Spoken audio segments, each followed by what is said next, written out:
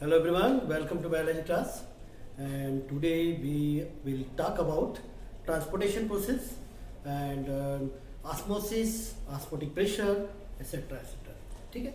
In the last class we had completed about diffusion, simple diffusion, facilitated diffusion, etc. ठीक है. आज हम transportation की बात करेंगे. ट्रांसपोर्टेशन में जो मॉलिक्यूल्स की जो मूवमेंट हो रही है, ठीक है, लोअर टू हायर या हायर टू लोअर, जो भी हमने अभी तक देखा, जैसे हायर टू लोअर हमने देखा, ठीक है, लोअर टू हायर भी देखेंगे हम, ठीक है. तो ये जो ट्रांसपोर्टेशन होता है दो तरह का होता है. There is two type of transportation takes place. There are two types of transportation takes place in plant, passive transportation and active transport. ठीक है. तो ये पैसिव और एक्टिव ट्रांसपोर्ट क्या है ये हम देखेंगे. ठीक है. ट्रांसपोर्टेशन की प्रोसेस दो तरह की होगी. ठीक है. एक्टिव हमने कल वैसे देखा था, the last class we had already seen about active transportation. Passive में हम देख चुके हैं, कोई नई बात नहीं. थोड़ा सा फटाफट मैं रिवाइज करा देता हूं आपको. Passive transportation process take place in two way, passive and active. ठीक है. फटाफट थोड़ा सा रिवीजन कर लेते हैं इसके बारे में, फिर हम ऑस्मोसिस के बारे में बात करेंगे. तो पैसिव ट्रांसपोर्ट जो होता है आपको मालूम है, they do not require energy and it takes place through osmotic gradient. ठीक है. ये पैसिव जो ट्रांसपोर्ट होता है, it do not require energy की रिक्वायरमेंट यहाँ पे एनर्जी की रिक्वायरमेंट है ना नहीं रहेगी. सेकंड क्या बताया मैंने, it takes place through osmotic gradient के अकॉर्डिंग होगा, ऑस्मोटिक ग्रेडियंट. ठीक है. और क्या बताया था मैंने इसमें, ये जो पैसिव जो ट्रांसपोर्ट होता है ये होता है from, it takes place from region of lower higher concentration region to low concentration. ठीक है. हायर कंसंट्रेशन से लो कंसंट्रेशन की ओर मूव करता है. There is no requirement of energy, it takes place through osmotic gradient. ठीक है. ये सब हमने देखा था. अब ये जो मॉलिक्यूल जो मूव करते हैं हायर टू लोअर, अब यहाँ पे एक्टिव ट्रांसपोर्टेशन जस्ट अपोजिट हो जाता है. क्या होता है, दे रिक्वायर्ड एनर्जी. ठीक है. Required energy. ठीक है. They required energy. Active transport में एनर्जी की रिक्वायरमेंट होती है. कल हमने देखा था it takes place against osmotic gradient. ये अगेंस्ट होता है ऑस्मोटिक ग्रेडियंट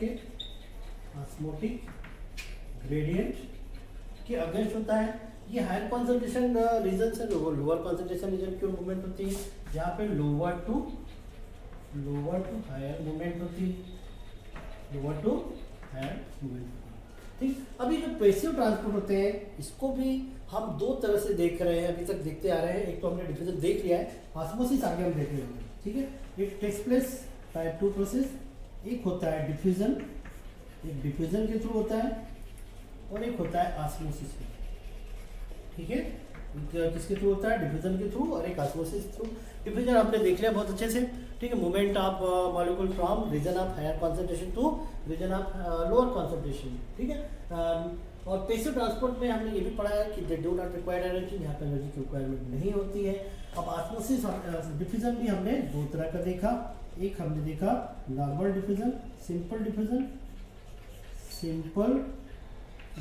देखा एक हमने, और एक हमने देखा फैसिलिटेटेड डिफ्यूजन देखा. ठीक है. फैसिलिटेटेड डिफ्यूजन देखा. तो सिंपल डिफ्यूजन जो था ये हायर टू लोअर होता था, एनर्जी की रिक्वायरमेंट नहीं रहती थी. इसमें भी एनर्जी की रिक्वायरमेंट नहीं होती, लेकिन यहाँ पे there is no requirement of carrier molecule because they are lipid soluble. ठीक है. इसमें जो मॉलिक्यूल होते हैं सिंपल नॉर्मल डिफ्यूजन में, उसमें लिपिड में सॉल्युबल वाले मॉलिक्यूल्स होते हैं, बट दे और हाइड्रोफिलिक मॉलिक्यूल्स. हाइड्रोफिलिक मतलब ये वाटर सॉल्युबल मॉलिक्यूल होते हैं जो कि लिपिड में सॉल्युबल नहीं होते हैं. तो इनको क्या होती है, कैरियर की रिक्वायरमेंट होती है, कैरियर मॉलिक्यूल की रिक्वायरमेंट होती है. और मेम्ब्रेन में कुछ पोरिन्स वगैरह होते हैं, पोरिन्स प्रोटीन होती है जो कि लार्ज साइज के मॉलिक्यूल होते हैं, लार्ज साइज के पोर्स होते हैं, उनके थ्रू, पोरिन्स के थ्रू ये फैसिलिटेटेड जो डिफ्यूजन होता है वो उस कैरियर मॉलिक्यूल के थ्रू हो जाता है. ठीक है। तो नॉर्मल डिफ्यूजन जो होता है वो उसमें कैरियर मॉलिक्यूल की रिक्वायरमेंट नहीं होती है, जबकि फैसिलिटेटेड जो डिफ्यूजन जो होता है उस पर कैरी की रिक्वायरमेंट होती है। कल हमने बहुत डिटेल देख लिया है। अब हम बात करेंगे ऑस्मोसिस की, ठीक है। तो osmosis is also types of diffusion, ठीक है, ये भी डिफ्यूजन होता है। और ये जो प्रोसेस होती है ऑस्मोसिस की, ये भी पैसिव ट्रांसपोर्ट का एग्जांपल है। तो osmosis is also example of passive transportation, but in osmosis process it takes place through semi permeable membrane. यहाँ पे एक नई चीज़ हम क्या देखेंगे, it takes place through semi permeable membrane. Active transport हमने कल काफ़ी डिटेल में देख लिया था कि ये ट्रांसपोर्टेशन का मतलब क्या है, ये आपने समझा, और कितने तरह से ट्रांसपोर्टेशन हो सकता है ये आपने देखा, ठीक है। अब हम बात करेंगे पैसिव ट्रांसपोर्ट में ऑस्मोसिस की, ठीक है। तो चलिए ऑस्मोसिस के बारे में देखते हैं डिटेल में। वैसे आपने क्लास 9 में ही पढ़ा है ऑस्मोसिस। तो ऑस्मोसिस क्या होता है ये नॉर्मली आप जानते हैं, ठीक है, लेकिन यहाँ पे हमको डिटेल में पढ़ना है, ठीक है। तो ऑस्मोसिस क्या है ये आप नॉर्मल वे में जानते हैं, ठीक है। चलिए आप डिफाइन करेंगे ऑस्मोसिस क्या डेफिनेशन है। चलिए एक बार डिफाइन कर लीजिए, आप बोल के देख लीजिए, है ना। तो osmosis is also types of facilitated diffusion. Osmosis जो है एक फैसिलिटेटेड डिफ्यूजन का ही एक टाइप्स है। और ऑस्मोसिस में जो मूवमेंट होती है मॉलिक्यूल्स की वो होती है सेमी परमेबल मेम्ब्रेन के थ्रू। किसके थ्रू होती है? सेमी परमेबल मेम्ब्रेन के थ्रू। चलिए देखते हैं, ठीक है, ऑस्मोसिस प्रोसेस।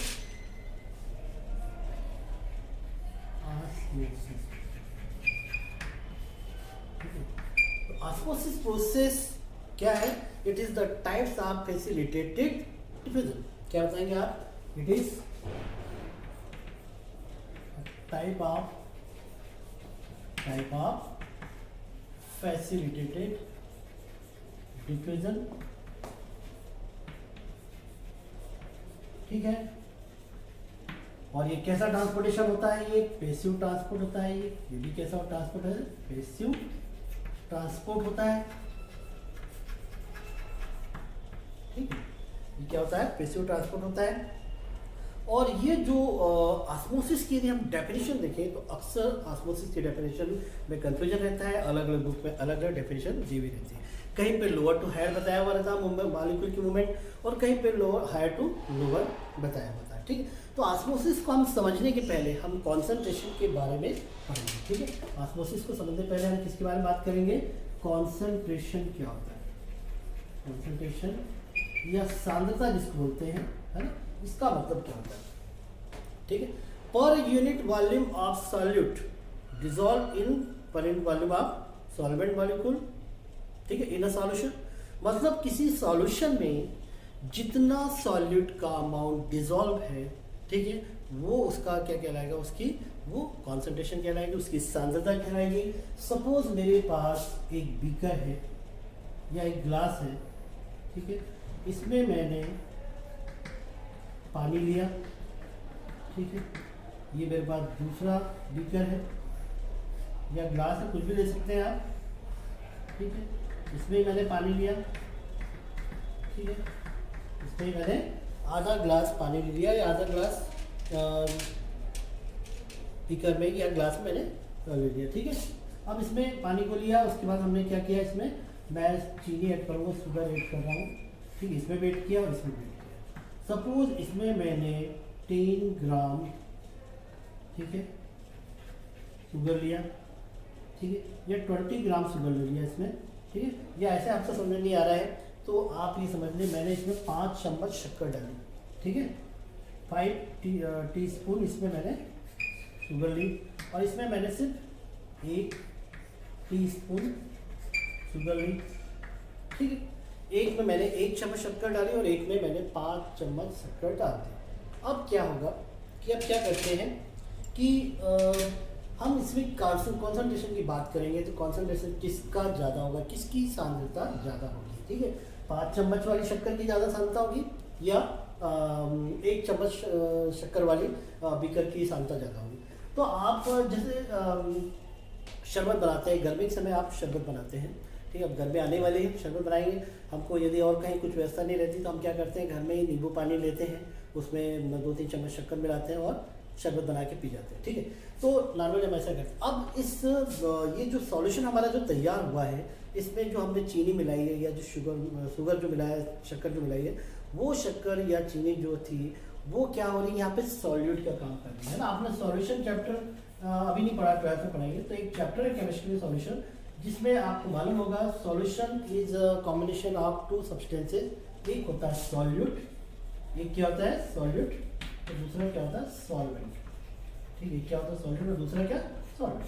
ठीक है, नॉर्मली सॉल्यूट जो रहता है लेस अमाउंट में रहता है, जैसे चीनी हम कम मात्रा में लाई और पानी जो है ज़्यादा मात्रा में, लेकिन ऐसा जरूरी नहीं कि हमेशा ऐसा हो। ठीक है, सॉल्यूट का अमाउंट कम ज़्यादा हो सकता है और उस पर ही डिपेंड करता है उसका कॉन्सेंट्रेशन या उसकी सॉल्यूशन की क्वालिटी डिपेंड करती है। ठीक, तो हमने जैसे यहाँ पे 5 चम्मच शक्कर ली और इसमें 1 चम्मच शक्कर ली, तो हम इसको देख के या यदि हम हमारे सामने मिलाया गया है तो हम बता देंगे, नहीं तो हम उसका टेस्ट लेके बता देंगे भाई कौन सा सॉल्यूशन जो है वो हाईली कॉन्सेंट्रेट है, कौन सा लो कॉन्सेंट्रेट है।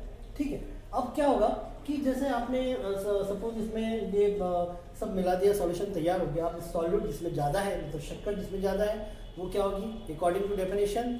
ठीक है, per unit volume of solute dissolve in a particular solution in a per unit volume of solvent. ठीक है, किसी सॉल्यूशन में पर यूनिट वॉल्यूम जो सॉल्वेंट है उसमें जितना पर यूनिट वॉल्यूम जो सॉल्यूट को डिजॉल्व किया गया है वो उसका कॉन्सेंट्रेशन कहलाएगा। और जितना ज़्यादा होगा, सॉल्यूट का अमाउंट हाई होगा तो कॉन्सेंट्रेशन क्या हो जाएगा, हाई हो जाएगा। और सॉल्वेंट का अमाउंट ज़्यादा होगा तो कॉन्सेंट्रेशन क्या हो जाएगा, गेट लोअर्ड हो जाएगा। ठीक है, और ये कहलाता है कॉन्सेंट्रेशन। तो कॉन्सेंट्रेशन आप समझ गए, तो यहाँ पे आप अच्छे से समझ रहे हैं किसमें किसका कॉन्सेंट्रेशन ज़्यादा है और किसका कम है।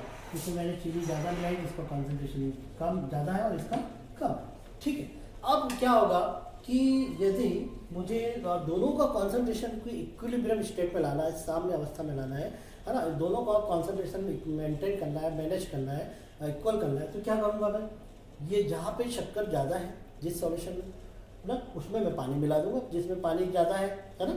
होगा ऐसा नॉर्मल, जैसे अब शरबत बनाया हमने, एक में चीनी ज़्यादा मिल गई और एक में चीनी कम है, तो हम क्या करेंगे, चीनी जिसमें ज़्यादा मिली हुई है, जो शरबत ज़्यादा मीठा है उसमें कम मीठा शरबत को हम मिला देंगे। ये करेंगे, मतलब लोअर कॉन्सेंट्रेशन। अब हमने कॉन्सेंट्रेशन भी समझ लिया, तो किसका कॉन्सेंट्रेशन कम है, जिसमें चीनी कम है उसका कॉन्सेंट्रेशन कम है।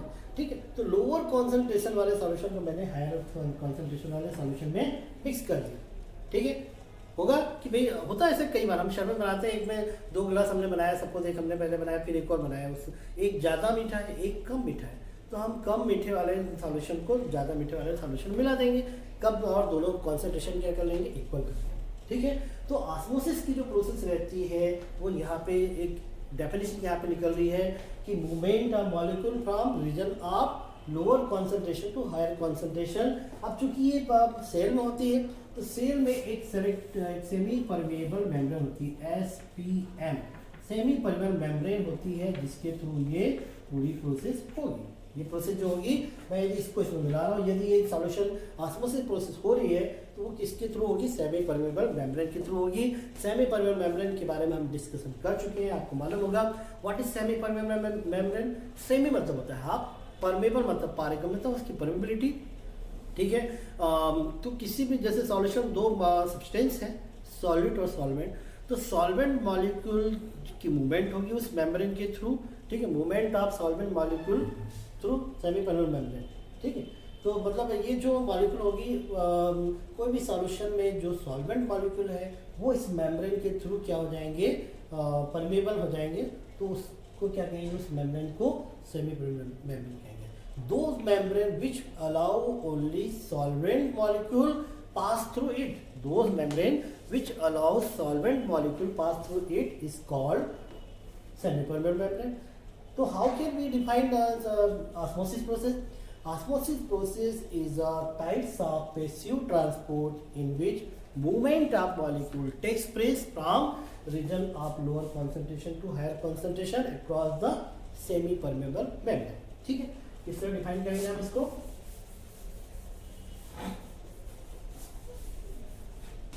हम इस तरह से डिफाइन करेंगे, movement of molecule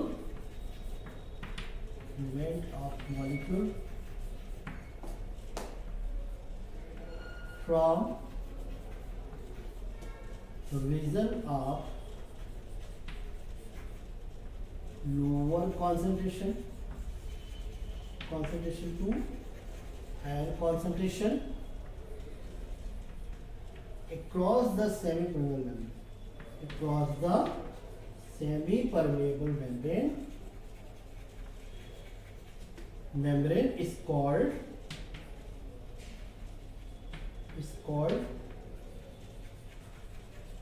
osmosis.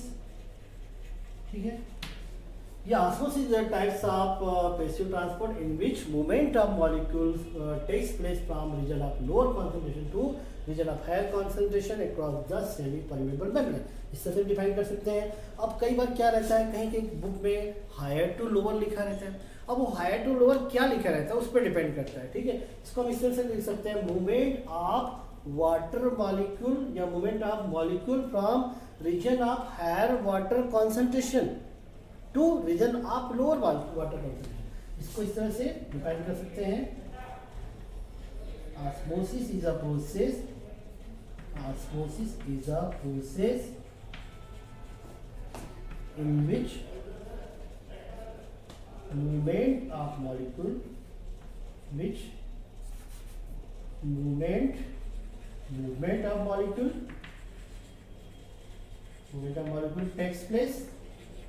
takes place from region of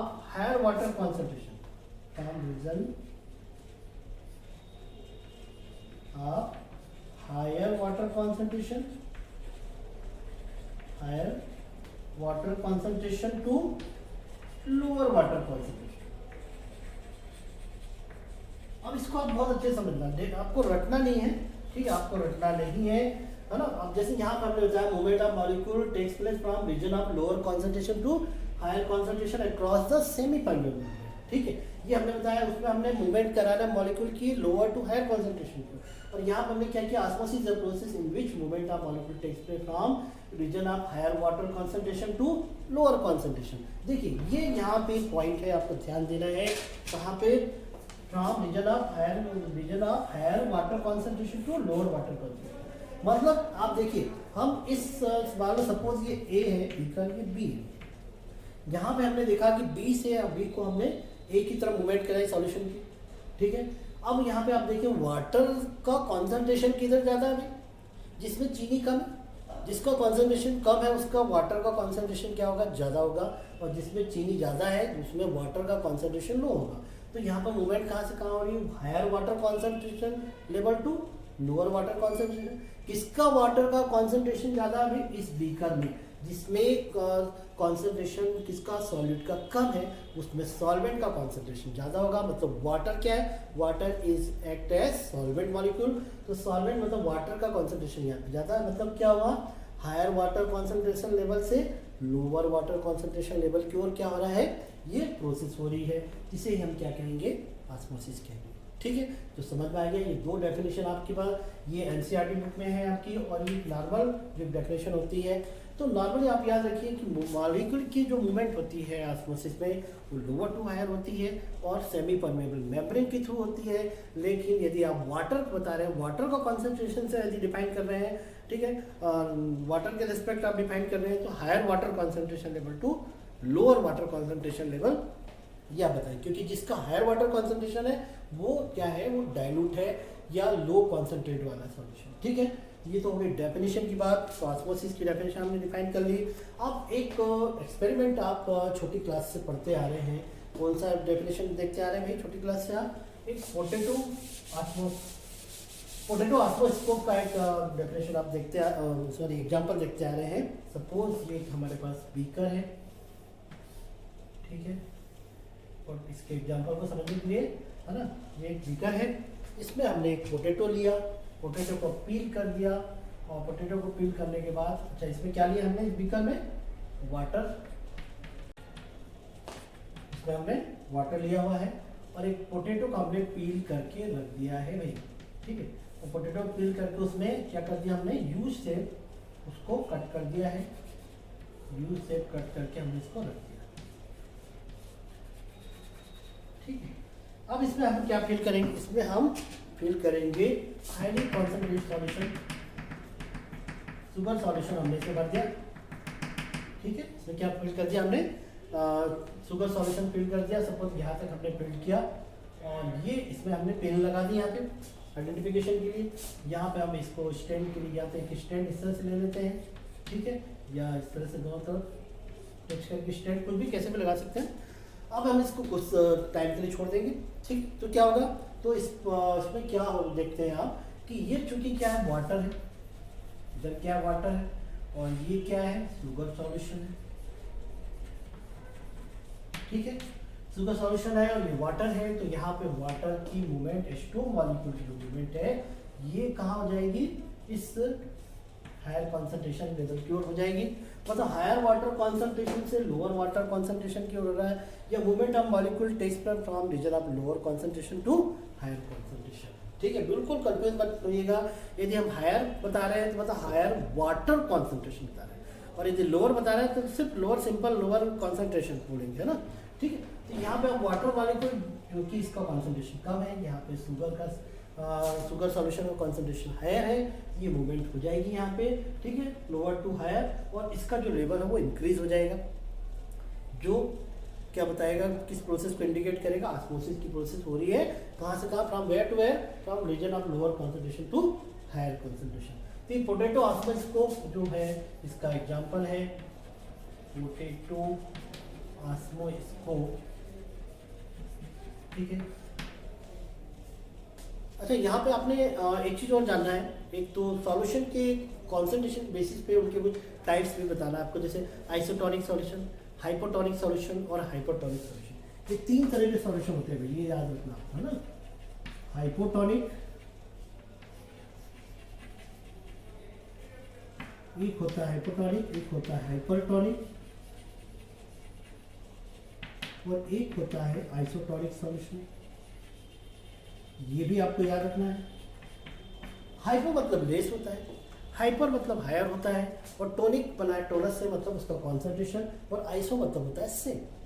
तो यदि सपोज हमने एक जैसे ये सपोज एक सेल है, इसको हमने एक सॉल्यूशन में रखा है जिसका कॉन्सेंट्रेशन कम है, तो यदि हम इस सेल की बात करें तो इस सेल को हमने कैसे सॉल्यूशन में रखा है, हाइपोटोनिक सॉल्यूशन में रखा है, ठीक है। When cell is placed in a lower concentration solution, then such type of solution is called hypotonic solution. हमने सेल को एक ऐसे सॉल्यूशन में रखा है जहाँ कॉन्सेंट्रेशन कम है, उसको हम कहेंगे हाइपोटोनिक सॉल्यूशन।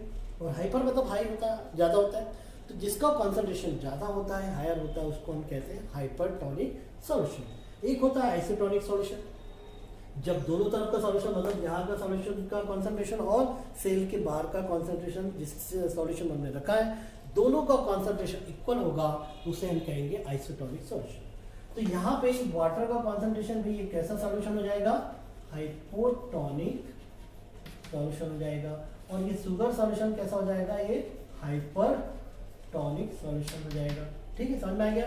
और जब दोनों में इक्विलिब्रियम मेंटेन हो जाएगी, दोनों कॉन्सेंट्रेशन इक्वल हो जाएगा, वो आइसोटोनिक सॉल्यूशन बन जाएगा। तो ये हो गया। अच्छा, एक एग्जांपल और अक्सर देखते हैं हम ऑस्मोसिस का, कि बीकर में एक चिसिल फनल लेते हैं इस तरह से, ठीक है, चिसिल फनल इस तरह से रहती है, ठीक है, इधर ओपन रहता है, और यहाँ पे हम एक पार्चमेंट पेपर या सेमी परमानेंट मेम्ब्रेन इसमें लगा देते हैं, ठीक है, और इसमें क्या भर देते हैं हम, वाटर, और इस टेस्ट ट्यूब में हम भर देते हैं शुगर सॉल्यूशन। टेस्ट ट्यूब में क्या फिल करते हैं, शुगर सॉल्यूशन, और यहाँ पे क्या है, वाटर, मतलब ये लोअर वाटर कॉन्सेंट्रेशन है, लोअर कॉन्सेंट्रेशन रीजन, और ये हायर कॉन्सेंट्रेशन रीजन, ठीक है। तो यहाँ पे भी मूवमेंट कहाँ से कहोगे, लोअर कॉन्सेंट्रेशन से हायर कॉन्सेंट्रेशन की ओर across the semi permeable membrane. तो इसे हम कहेंगे, क्या कहेंगे इसे हम कहेंगे ऑस्मोसिस प्रोसेस। आगे सर में तो लोअर कॉन्सेंट्रेशन से हायर कॉन्सेंट्रेशन, मतलब यहाँ पे ये हाइपरटोनिक सॉल्यूशन है, हाइपरटोनिक सॉल्यूशन, और ये क्या है, वाटर क्या है, हाइपोटोनिक सॉल्यूशन, ठीक है। तो ऑस्मोसिस हमने देखा, लोअर कॉन्सेंट्रेशन से हायर कॉन्सेंट्रेशन की ओर मूवमेंट होती है, ये यहाँ पे हम देख रहे हैं। ये भी एक बहुत ही पॉपुलर एग्जांपल है थिसिल फनल वाला, है ना। इसमें थिसिल फनल में हमने इन्वर्ट करके रखी, उसमें हमने शुगर सॉल्यूशन या हाइपरटोनिक सॉल्यूशन रखा, और इसके माउथ में हमने प्लेस कर दिया क्या, एक एग मेम्ब्रेन या पार्चमेंट पेपर या एनिमल मेम्ब्रेन या जो सेमी परमेनेंट मेम्ब्रेन का काम कर दिया। इसको हमने वाटर में रखा तो वाटर की मूवमेंट लोअर टू हायर इधर यहाँ हो जाएगी। ये हायर वाटर कॉन्सेंट्रेशन लेवल से लोअर वाटर कॉन्सेंट्रेशन लेवल की ओर हो जाएगी।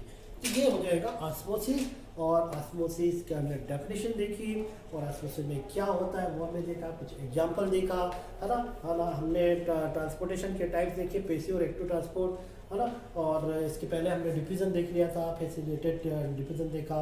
आगे और देखते हैं इसके टाइप्स आप देखेंगे, types of osmosis, osmotic pressure etcetera, ये सब हम आगे नेक्स्ट लेक्चर में देखते हैं। ये तब तैयार कीजिए, मिलते हैं नेक्स्ट लेक्चर में।